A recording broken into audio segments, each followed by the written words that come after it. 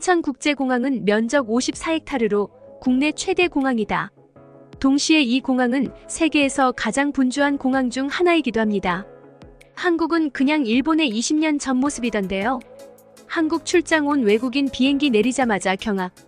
이래서 두 나라의 운명이 바뀌었군요.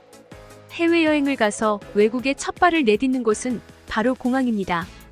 그래서 그런지 공항은 그 나라의 첫인상을 보여줄 수 있는 마치 한 나라의 얼굴과도 같은 역할을 수행하는데요. 실제로 많은 분들이 공항에서의 첫인상을 통해 그 나라를 파악하기도 할 정도로 공항의 첫인상은 무척이나 중요합니다. 그리고 한국과 일본에서의 공항의 역할은 조금 더 특별한 의미를 갖기도 하는데요. 요즘 들어 많은 외국인들이 거리상의 이점을 이유로 한국과 일본을 묶어서 여행하는 경우도 흔하고 영화 홍보나 스포츠 순회 일정, 정치 회담 등에서도 한국과 일본을 묶어서 방문하는 경우가 많기 때문에 두 나라의 공항은 서로 비교가 될 수밖에 없기 때문이죠.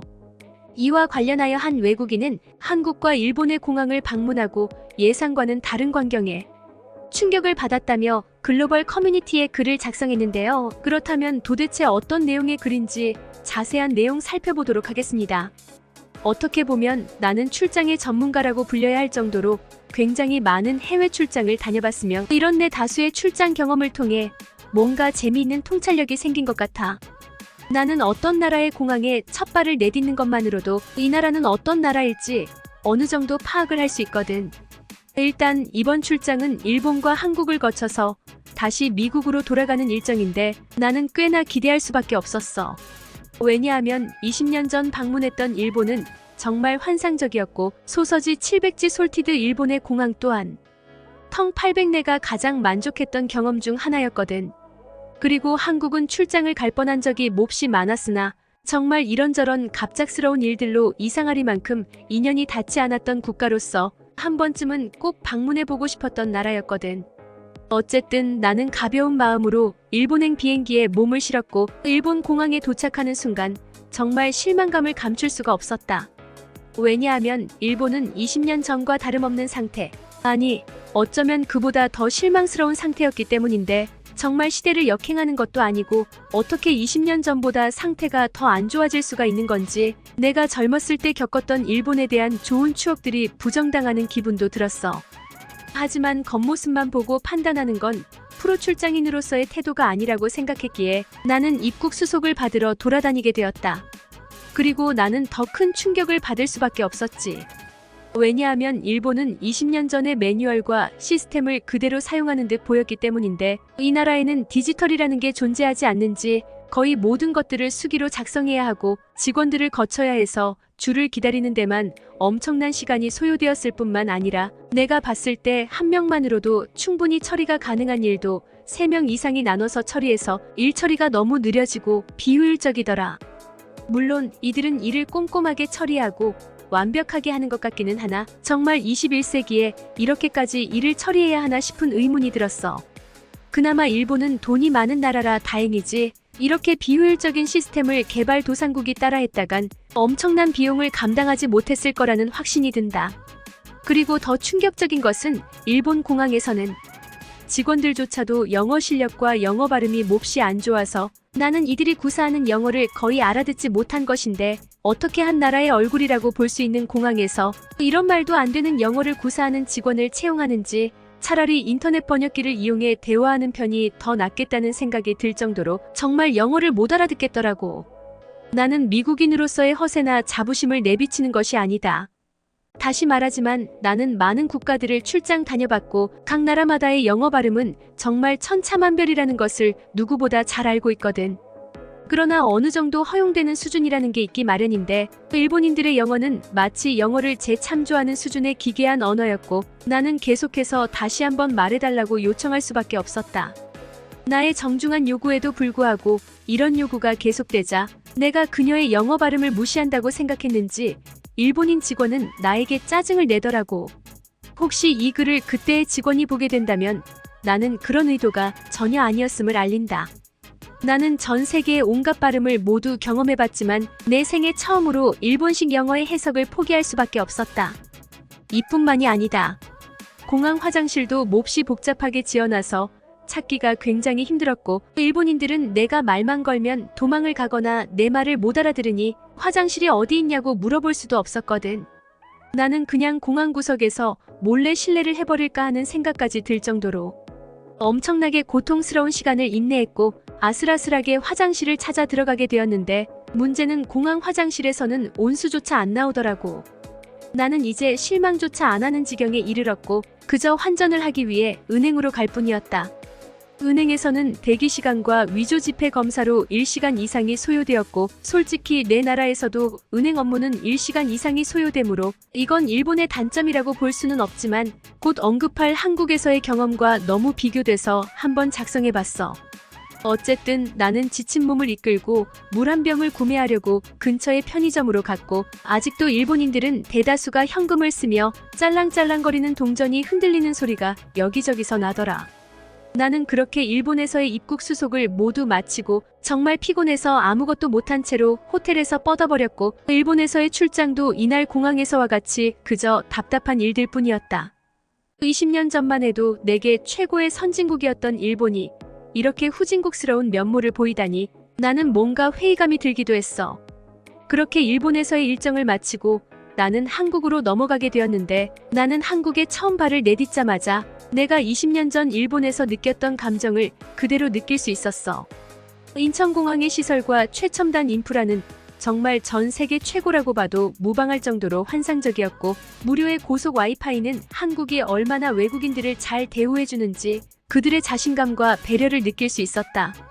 한국에서는 일본에서와는 달리 볼펜을 통한 수기 작성 같은 부분은 찾아볼 수 없었으며, 모든 게 디지털화되어 있을 뿐만 아니라 한국만의 효율적인 공항 시스템을 보고 나는 아시아의 패권은 이제 확실히 일본에서 한국으로 넘어갔구나를 느낄 수 있었다. 또한 나를 도와줄 수 있는 직원들도 많았는데 일본처럼 쓸데없이 너무 많지도 않아서 쾌적했고, 무엇보다 덜 복잡해서 좋았어. 한국 직원들은 모두가 영어를 잘하고 발음도 일본과는 달리 굉장히 준수해서 좋았는데, 사실 한국의 시스템이 너무 효율적이라서 딱히 직원을 거칠 필요도 없었다.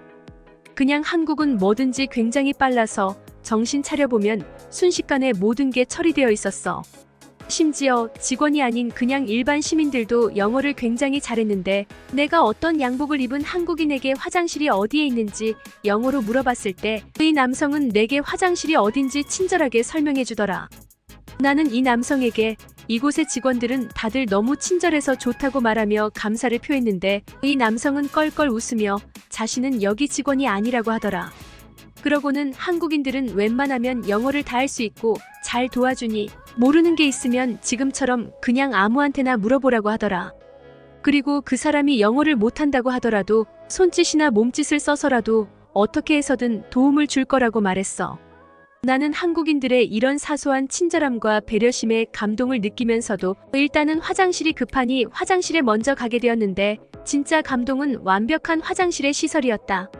방향제부터 굉장히 고급스러운 제품을 사용했는지 화장실에서는 몹시 좋은 향기가 나고 있었으며, 고급 대리석 인테리어와 액체 비누, 그리고 휴지와 온수 등 여기가 호텔 화장실인지 공중 화장실인지 분간이 안 될 정도의 굉장한 시설을 자랑했거든.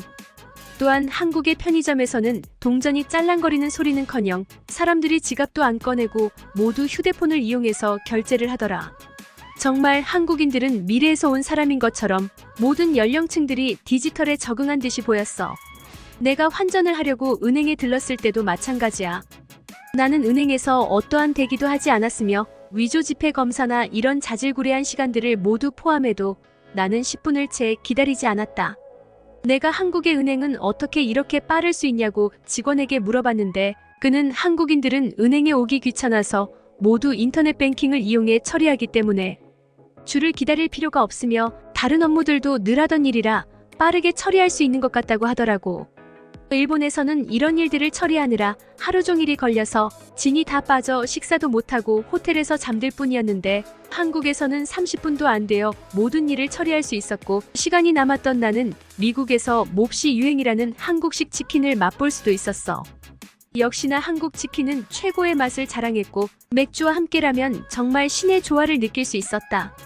역시 어떤 나라의 공항에서의 첫인상은 정말 틀리는 법이 없고 내 경험상 한국은 세계 최고의 선진국이라고 확신할 수도 있었어.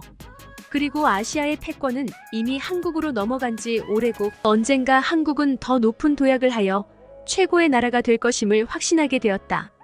이 외국인의 글은 여기까지입니다.